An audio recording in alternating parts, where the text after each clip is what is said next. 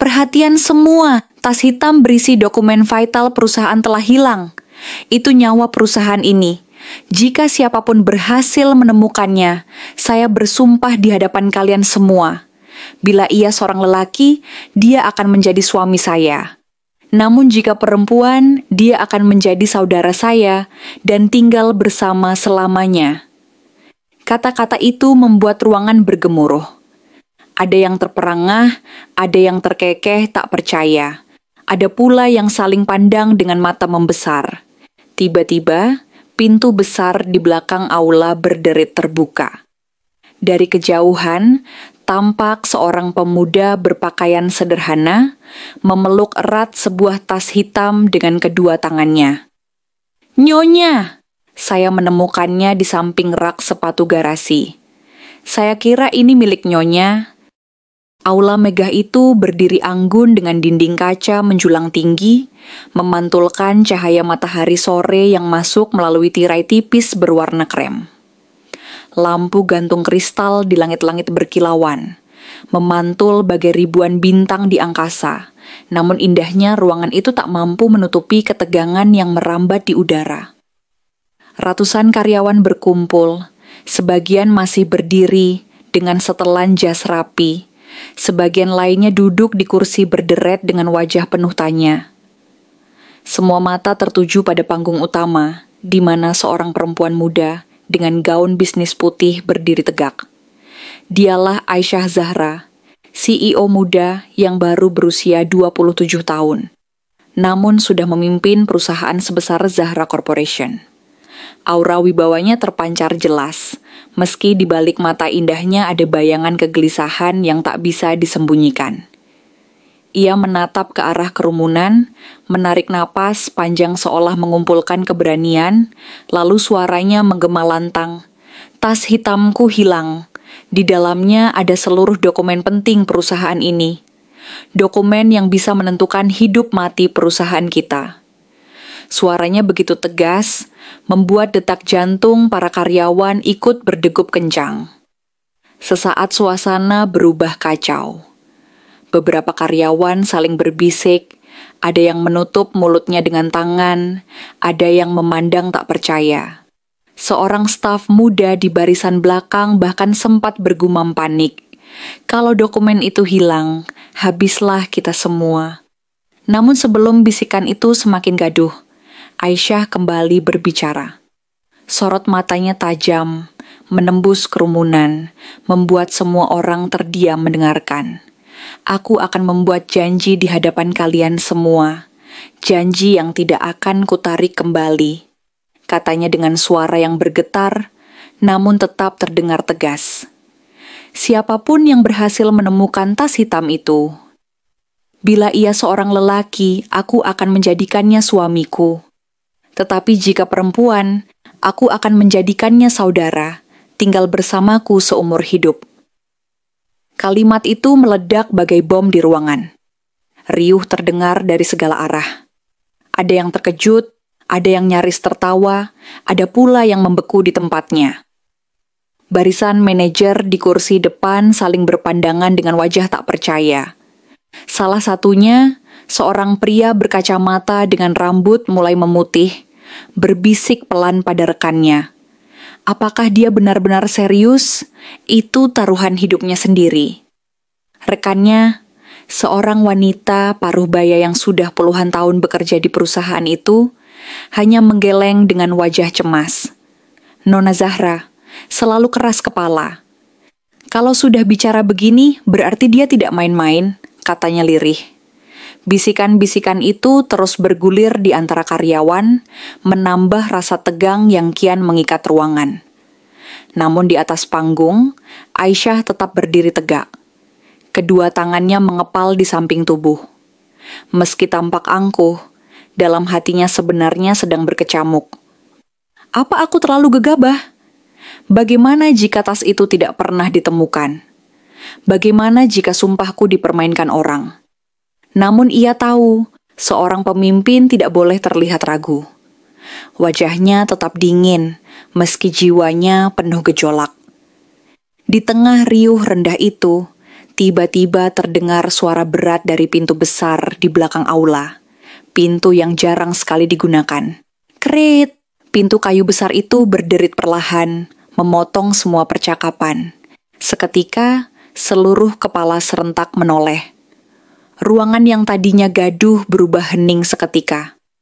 Dari kejauhan tampak seorang pemuda sederhana, berlari kecil sambil terengah-engah. Nafasnya tersengal, wajahnya merah karena kepanasan. Keringat membanjiri pelipisnya. Pakaiannya kusut, kemeja biru tua yang sudah pudar warnanya, celana hitam dengan lipatan yang tidak sempurna, serta sepatu lusuh yang tampak sudah lama tak diganti. Tangannya erat memeluk sesuatu, sebuah tas hitam. Langkahnya cepat namun goyah, jelas ia terburu-buru. Pemandangan itu bagaikan ironi. Di tengah ruangan penuh jas mewah dan gaun elegan, hadir seorang pria sederhana. Pekerja yang biasa tidak pernah mendapat perhatian. Kerumunan kembali berbisik, kali ini dengan nada heran. Siapa itu? Bukankah dia pekerja kebersihan gedung? Suara lirih terdengar di barisan samping. Kenapa dia bawa tas hitam? Tanya yang lain, matanya membesar. Namun yang paling menegangkan adalah tatapan Aisyah. Ia menajamkan matanya, tubuhnya sedikit condong ke depan, menunggu dengan rasa was-was bercampur harap. Pemuda itu, yang belakangan diketahui bernama Farhan, terus melangkah mendekat ke arah panggung. Matanya menunduk, wajahnya masih penuh rasa gugup. Namun pelukannya terhadap tas hitam itu begitu erat, seolah ia tahu betapa berharganya benda itu. Jantung semua orang seakan berdetak lebih keras dari biasanya. Semua rasa penasaran kini bertumpu pada satu hal. Apakah benar tas yang ada di pelukan pemuda sederhana itu adalah tas yang dicari-cari oleh CEO mereka? Farhan berdiri kaku di tengah aula, tubuhnya seakan membeku. Matanya masih menunduk, takut menatap wajah CEO yang kini menyorotinya dengan tatapan penuh wibawa. Suasana ruangan terasa sesak, ratusan pasang mata tak berhenti meneliti setiap gerakannya. Farhan berusaha memberanikan diri untuk bicara. Suaranya bergetar ketika keluar dari bibirnya. Maaf, Nyonya. Saya hanya mengembalikan tas. Saya tidak mengharapkan apa-apa. Kalimat itu terdengar tulus, jujur, dan sederhana, namun justru menimbulkan riak bisikan baru di antara karyawan. Lihat, dia bahkan tidak mau keuntungan apapun, desis seorang staf muda dengan kagum. Namun ada juga yang berkomentar sinis, itu hanya trik. Pura-pura rendah hati di depan CEO. Farhan menunduk makin dalam, merasa semakin kecil di tengah riuhnya bisikan itu. Aisyah mendengarkan kalimat Farhan dengan mata yang tak lepas darinya.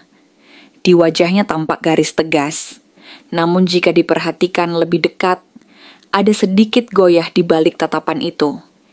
Ia tahu, pemuda sederhana di hadapannya sama sekali tidak menginginkan perhatian. Namun sumpah yang sudah terucap tidak bisa ditarik kembali. Dengan suara tegas yang berusaha menutupi gejolak batinnya, ia berkata, Farhan, ia menyebut namanya untuk pertama kalinya di depan ratusan orang. Mulai hari ini, sesuai sumpahku, kau bukan lagi hanya pekerja kebersihan. Kau akan menjadi suamiku. Ruangan sontak pecah oleh suara riuh. Ada yang ternganga tak percaya, ada yang menutup mulut, ada pula yang menahan tawa karena menganggapnya seperti adegan drama televisi. Karyawan yang berdiri paling dekat hampir saja menjatuhkan berkas di tangannya. Suami, CEO menikah dengan pekerja kebersihan, gumamnya tak percaya. Kerumunan mulai berdesis seperti lebah yang tak berhenti berdengung. Beberapa menatap Farhan dengan iri, beberapa dengan jijik, seakan-akan ia tidak pantas berada di posisi itu. Namun tak ada yang berani mengucapkan protes keras-keras. Semua tahu Aisyah dikenal sebagai sosok yang keras kepala, Seorang pemimpin yang tidak pernah menarik kembali kata-kata yang sudah ia ucapkan. Farhan merasa tubuhnya semakin gemetar, jantungnya berdetak begitu cepat, hingga telinganya berdenging. Ia berusaha meyakinkan dirinya bahwa semua ini hanyalah mimpi yang aneh dan tak masuk akal. Dalam kebingungan itu, Farhan akhirnya berani membuka mulut. Suaranya lirih, nyaris tenggelam oleh riuhnya ruangan, namun masih cukup terdengar oleh orang-orang di sekitar. "Nyonya, saya tidak pantas." Kalimat itu sederhana, tapi penuh rasa takut dan kerendahan hati. Ia tahu siapa dirinya, seorang TKI sederhana dari kampung, datang ke Malaysia hanya untuk mencari nafkah, jauh dari kemewahan dan dunia bisnis. Baginya, menyentuh dunia Aisyah saja sudah mustahil, apalagi menjadi bagian dari hidupnya. Namun tatapannya sedikit terangkat, mencoba menatap mata Aisyah, berharap perempuan itu menarik kembali ucapannya. "Tolong, batalkan janji itu, saya tidak kuat menanggungnya."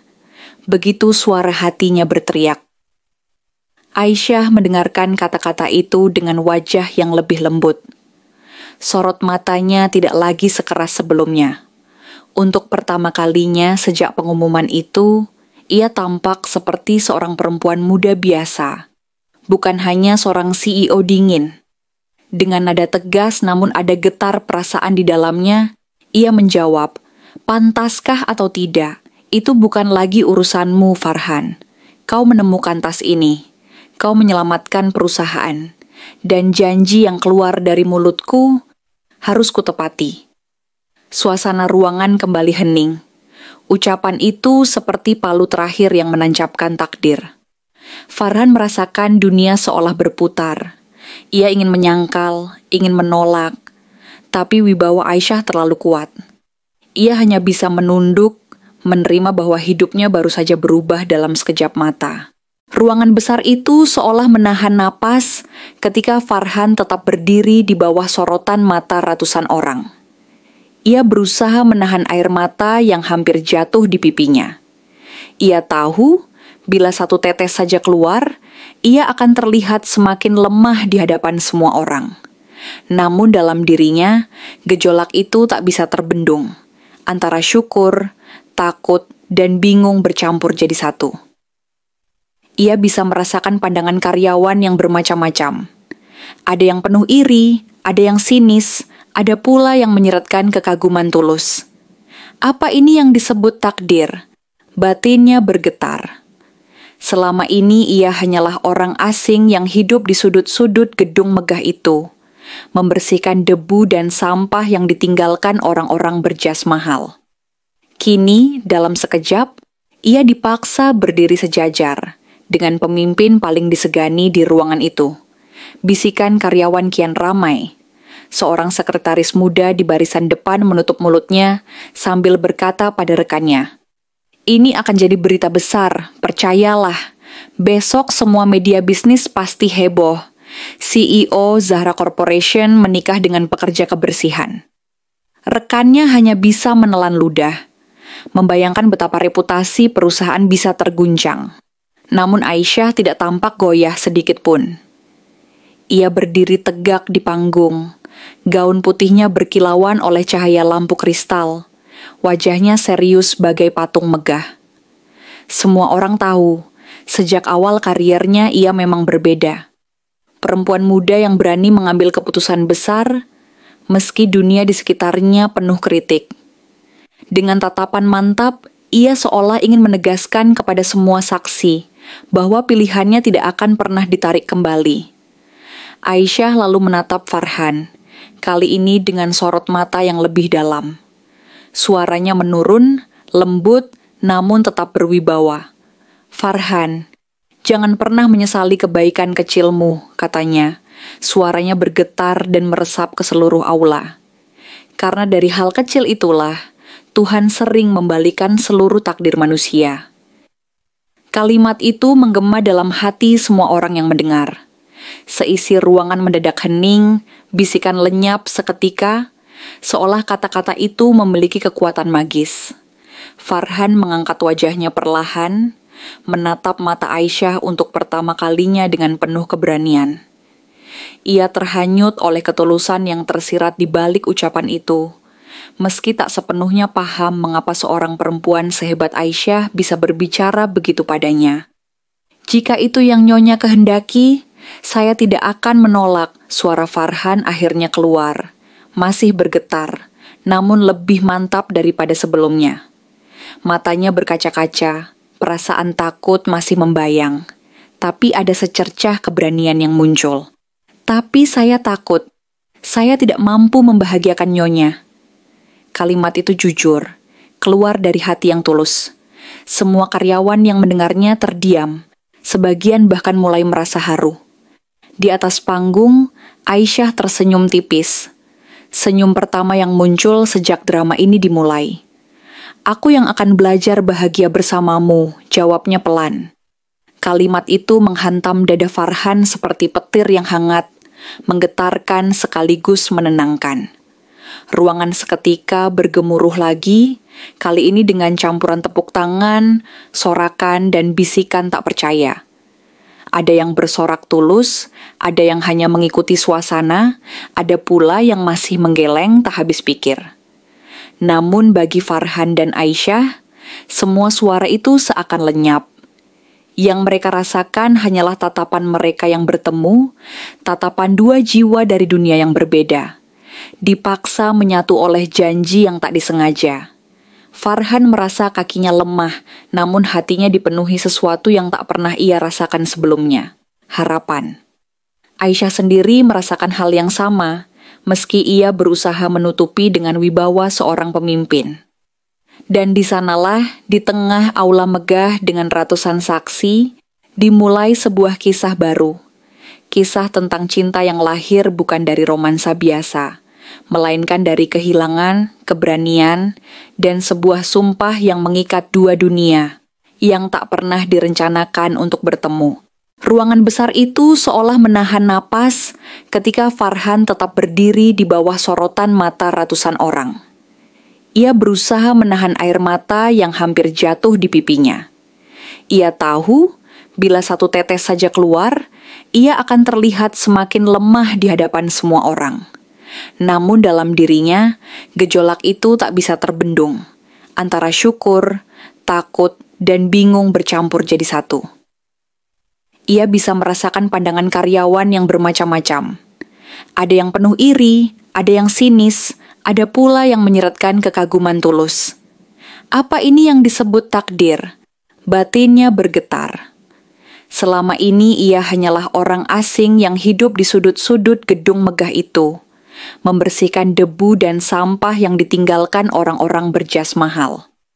Kini, dalam sekejap, ia dipaksa berdiri sejajar dengan pemimpin paling disegani di ruangan itu. Bisikan karyawan kian ramai. Seorang sekretaris muda di barisan depan menutup mulutnya sambil berkata pada rekannya, "Ini akan jadi berita besar, percayalah. Besok semua media bisnis pasti heboh. CEO Zahra Corporation menikah dengan pekerja kebersihan." Rekannya hanya bisa menelan ludah, membayangkan betapa reputasi perusahaan bisa terguncang. Namun Aisyah tidak tampak goyah sedikit pun. Ia berdiri tegak di panggung, gaun putihnya berkilauan oleh cahaya lampu kristal, wajahnya serius bagai patung megah. Semua orang tahu, sejak awal kariernya ia memang berbeda. Perempuan muda yang berani mengambil keputusan besar, meski dunia di sekitarnya penuh kritik. Dengan tatapan mantap, ia seolah ingin menegaskan kepada semua saksi bahwa pilihannya tidak akan pernah ditarik kembali. Aisyah lalu menatap Farhan, kali ini dengan sorot mata yang lebih dalam. Suaranya menurun, lembut, namun tetap berwibawa. "Farhan, jangan pernah menyesali kebaikan kecilmu," katanya. Suaranya bergetar dan meresap ke seluruh aula. Karena dari hal kecil itulah, Tuhan sering membalikan seluruh takdir manusia. Kalimat itu menggema dalam hati semua orang yang mendengar.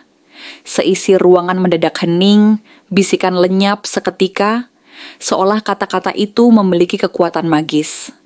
Farhan mengangkat wajahnya perlahan, menatap mata Aisyah untuk pertama kalinya dengan penuh keberanian.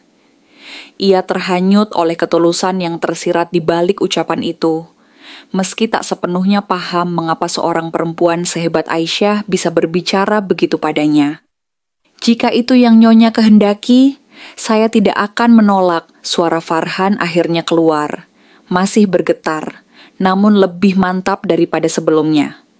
Matanya berkaca-kaca, perasaan takut masih membayang, tapi ada secercah keberanian yang muncul. Tapi saya takut, saya tidak mampu membahagiakan Nyonya. Kalimat itu jujur, keluar dari hati yang tulus. Semua karyawan yang mendengarnya terdiam, sebagian bahkan mulai merasa haru. Di atas panggung, Aisyah tersenyum tipis. Senyum pertama yang muncul sejak drama ini dimulai. "Aku yang akan belajar bahagia bersamamu," jawabnya pelan. Kalimat itu menghantam dada Farhan seperti petir yang hangat, menggetarkan sekaligus menenangkan. Ruangan seketika bergemuruh lagi, kali ini dengan campuran tepuk tangan, sorakan, dan bisikan tak percaya.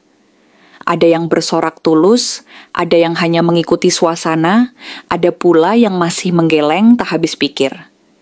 Namun bagi Farhan dan Aisyah, semua suara itu seakan lenyap. Yang mereka rasakan hanyalah tatapan mereka yang bertemu, tatapan dua jiwa dari dunia yang berbeda, dipaksa menyatu oleh janji yang tak disengaja. Farhan merasa kakinya lemah, namun hatinya dipenuhi sesuatu yang tak pernah ia rasakan sebelumnya, harapan. Aisyah sendiri merasakan hal yang sama, meski ia berusaha menutupi dengan wibawa seorang pemimpin. Dan di sanalah, di tengah aula megah dengan ratusan saksi, dimulai sebuah kisah baru. Kisah tentang cinta yang lahir bukan dari romansa biasa, melainkan dari kehilangan, keberanian, dan sebuah sumpah yang mengikat dua dunia, yang tak pernah direncanakan untuk bertemu.